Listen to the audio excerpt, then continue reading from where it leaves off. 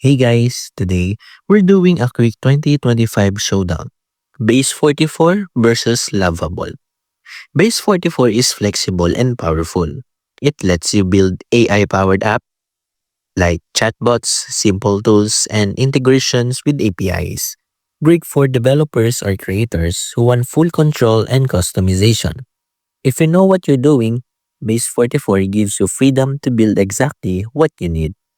Lovable, on the other hand, is more beginner friendly and streamlined. It's ideal if you want to launch an app quickly without coding. Templates, UI components, and simpler AI integration make it easier for non-technical users. Less flexibility than Base 44, but faster setup and less complexity. So, who wins? If you need customization and power, Base 44 offers more depth.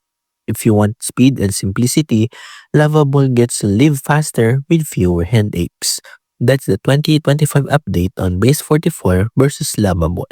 If you found this helpful, hit like and subscribe for more fast comparison breakdowns.